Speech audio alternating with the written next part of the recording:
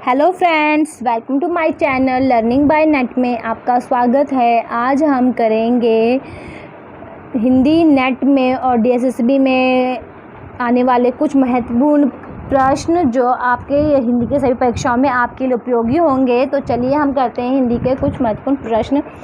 तो हमने 16 तक पहले किया था आई थिंक, और आगे करते हैं। तो प्लीज़ आपको पसंद आए तो प्लीज़ मेरे चैनल को लाइक एंड सब्सक्राइब करना ना भूलें और बेल आइकन दबाना ना भूलें, तो जिससे आपको मेरी वीडियो की आने वाली नोटिफिकेशन आपको मिलती रहेगी। ठीक है, तो आगे हम करते हैं। जैसे 17 क्वेश्चन है। विलक्षण बात यह है कि आधुनिक गद्य साहित्य की परंपरा का परिवर्तन नाटक से हुआ।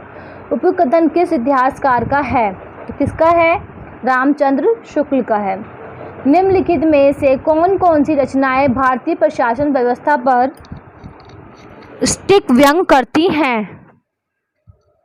तो कौन सी करती हैं? भोलाराम का जीव करती हैं और जामुन का पेड़। मन्नू भंडारी अपनी आत्मकथा में आपका बंटी उपन्यास के विभिन्न समीक्षाओं में किस पक्ष को उपेक्षित मानती है? तो किसे उपेक्षित मानती है? मुख्य स्त्री पात्र को मानती है, स्त्रीत्व को। तुम कनक किरण के अंतराल में लुक छिपकर चलते हो क्यों? है लाज भरे सौंदर्य बता दो, मौन बने रहते हो क्यों? उपयुक्त गीत पंक्तियां जयशंकर प्रसाद की किस रचना से संबंधित हैं? तो किससे संबंधित है? चंद्रगुप्त मौर्य से संबंधित है। आचार्य रामचंद्र शुक्ल ने प्रिय प्रवास की निम्नलिखित में से किस विशेषता का उल्लेख नहीं किया है? तो किसकी विशेषता का उल्लेख नहीं किया उन्होंने? इसकी कथा वस्तु एक अच्छे प्रबंध के लिए पर्याप्त है, इसका नहीं किया है। बाकी सबका किया है। अधिकतर पदों में बड़े ढंग से हिंदी अपनी चाल पर चलती चली गई पड़ी, इसका किया है। एक काव्य अधिकतर भाव व्यंजना और वर्णनात्मक है, इसका किया है। हिंदी को है, था, किया, दिया, ऐसी दो एक क्रियाओं के भीतर ही सिमट कर रह जाना पड़ा, इस सबका किया है। इस समय तो भारतीय पुरुष जैसे अपने मनोरंजन के लिए रंग बिरंगे पक्षी पाल लेते हैं, प्रयोग के लिए गाय और घोड़ा पाल लेते हैं, उसी प्रकार वह एक स्त्री को पालता है तथा पालित पशु पक्षियों के समान ही वह उसके शरीर और मन पर अधिकार समझता है। उपयुक्त कथन किसका है? तो यह कथन किसका है? महादेवी वर्मा का। जन्मना कवि प्रकृत्या घुमक्कड़ और विचारता मूलतः मार्क्सवादी कविता के लिए कोई भी विषय हो सकता है। घुमक्कड़ ऐसे कि कभी यहाँ कभी वहाँ, मूलतः मार्क्सवादी, किंतु वे उसके बाहर भी झांक लेते हैं। बच्चन सिंह का उपयुक्त कथन किस कवि के विषय में है? तो किसके विषय में है ये बच्चन सिंह का? नागार्जुन के। हिंदी के निम्नलिखित लोकमंचीय रूपों को प्रचलन की प्रमुखता के आधार पर प्रांतों से सम्मिलित करना है हमें। सांग कहाँ पे गाया जाता है? सांग हरियाणा में गाया जाता है। विदेशिया कहाँ पे गाई जाती, कहाँ पे किया जाता है? लोकमंचीय विदेशिया किया जाता है आपका बिहार में। मांच कहाँ किया जाता है? मांच मध्य प्रदेश में। म से मांच, म से मध्य प्रदेश, तो आपको याद करने में इजी होगा। और ख्याल कहाँ किया जाता है? ख्याल राजस्थान में। ओके, नेक्स्ट क्वेश्चन पे चलते हैं हम लोग। निम्नलिखित जीवनी परक कृतियों में से कौन सी कृति रोमा रोला की है? तो कौन सी कृति रोमा रोला की है?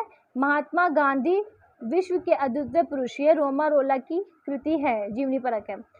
ये हिंदी के प्रधान आचार्यों में माने जाते हैं और इनका भाषा भूषण अलंकार ग्रंथ एक बहुत ही प्रचलित पाठ्य ग्रंथ रहा है। रामचंद्र शुक्ल ने उपयुक्त बात किस रीतिकालीन कवि के विषय में कही है? तो उन्होंने किसके विषय में कही है ये बात? महाराजा जसवंत सिंह के विषय में बोली है कि ये हिंदी के प्रधान आचार्यों में माने जाते हैं और इनका भाषा भूषण अलंकार ग्रंथ एक बहुत ही प्रचलित पाठ्य ग्रंथ रहा है। निम्नलिखित उपन्यासों का प्रकाशन काल की दृष्टि से सही अनुक्रम क्या है? प्रकाशन काल की दृष्टि से सही अनुक्रम बताना है आपको। तो इसका क्या होगा?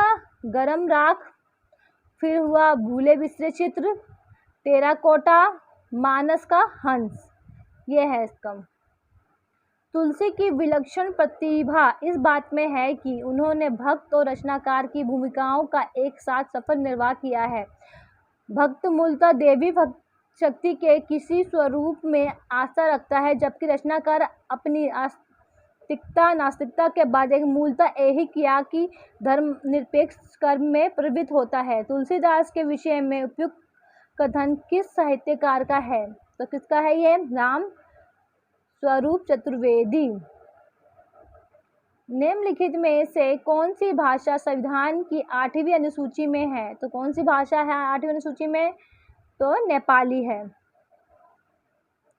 अगला प्रश्न है हमारा, हिंदी पर सामासिक संस्कृति के वहन का दायित्व संविधान के किस अनुच्छेद में निर्धारित है? 351 में निर्धारित है। नई कविता के प्रथम अंक में निराला की किस कविता का अनेक कवियों द्वारा सामूहिक रूपांतर प्रकाशित हुआ था? जूही की कली। तीसरी कसम कहानी में गाड़ीवान ने कौन सा सामान न लादने की कसम नहीं खाई? दुल्हन की डोली।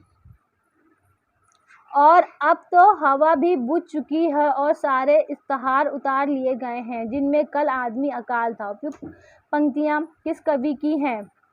धूमिल